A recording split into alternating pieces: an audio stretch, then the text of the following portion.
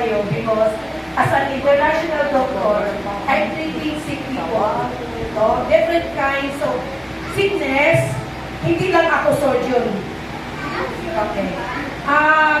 Bigla akong napunta rito because the Kapuso Brigade, through Miss Glo Gerio, invited me to come.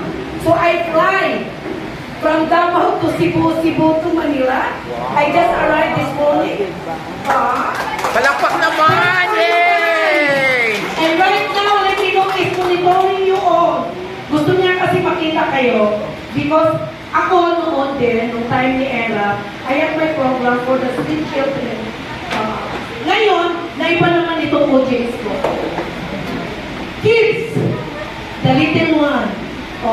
Nag-sympathize din ako sa inyo because before I become a doctor, I was a cancer patient.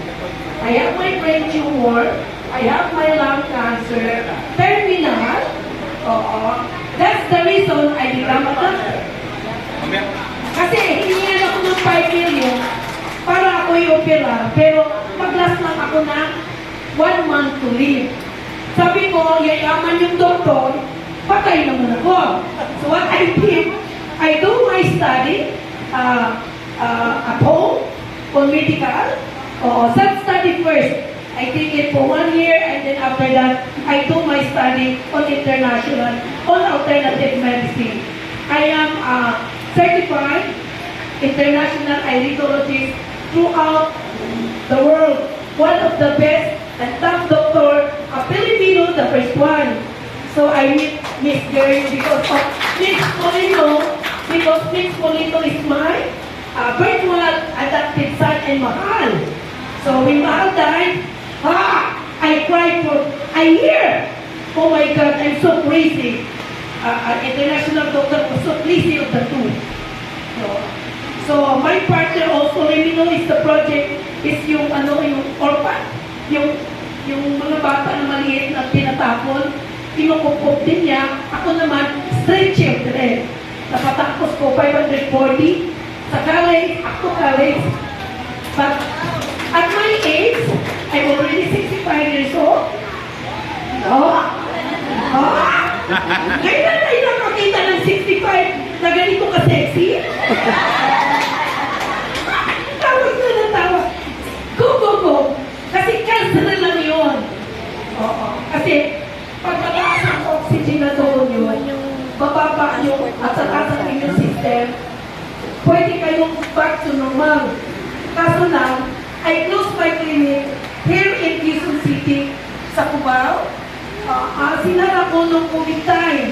So, sorry guys, I cannot treat you.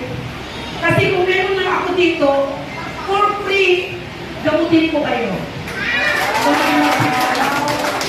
Because this is a new technology na, hindi mo na kailangan i-chemo. Through the new machines, I'm using that to all my patients, but I have only in Mindanao and Visayas.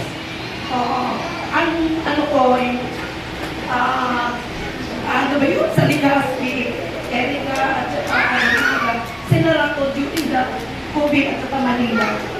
So, medyo mabigat sa puso ko na isa kayo because I am one of you before natalingan ka ng isang buwan. You have to cry every day, no? Tapos, prepare na yung libingan mo, pati kabaon mo, kasi mag-last ka lang ng 1 month to live. Pero huwag kayong lose hope because God is always there, nakikinig. Nasaan tayo? Siguro, Glo, next time, when I come back, but I cannot promise the date and the month. Kasi nga, I'm too busy. I have a lot of clinics to go around. I stay only 2 days in every city, Visayas and Mindanao. So, kahapon lang tapos ako ng Cebu, then I fly there. And then I go back to Mindanao. Again, iikot ako. 20 days in the Philippines, 10 days in another country. So, yun ang buhay ko. Hindi pwede sa akin ang love life. Kawawa yung asawa, maiwan, kasi after kakain. Kumain ako ng ganito, 65, pero free of cancer na ako. Okay? Ganyan So, work kayo ko wala ng pag-asa. Anyway, I have my, adaptive ko na to sila lahat. Okay? Inadapt ko na bigla. Oo. 2 years pa lang kami. Magto 2 years. And then, one of, siguro next year, i-arrange kong schedule. I will spend maybe 2 days here to treat the kids.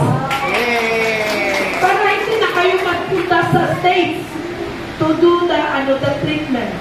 I will do it. I will repair you. Galing Pero naman. repair ko yung organ. Naiyak ko. May problema. No need for surgery. So, mag-try. Yay! Bakit kayo yung mga foreigner, bakit kayo hindi? At dito lang ako sa Pilipinas. Pilipino din ako. Naiyak ako. Hinati ko lang yung aking time. So, 20 days here, 20 days naman sa iba-ibang country. So, yun. So, ngayon lang kayo nakakita ng matanda, 65, pero naka-minister. Yeah! Oh, because I love kids. I don't have kids. That's why all my fans, I have my vlogger kasi ako. Mami ng Plus TV. I-adapt ko na lahat yung aking fans. Kasi tinagusan ako ng boses. So, kasi kahapon ang dami kong inayos. Pura cancer din. Oo. So, simula umaga hanggang gabi. So guys, hindi na ako magtagal because I think gutom na kayo. Ako naman busog na busog. Inubos ko yung pagkain sa busog. I asked them to drive me to the restaurant and I eat my breakfast. After, di ba katayin muna natin yung isa kung ano. Tapos kain na. Magpapasalamat muna. So iba-ibang age no. Siguro I'll stay for a few minutes. Yung then I will stay there. Gusto ko baka meron akong magawa sa inyo na lang. I'm not bringing my machines. So I will just use my hands. So thank you so much. Bigla silang bakit kayo natahimik? Kailan kayo nakakita na kapartner ni Ribino? Yeah!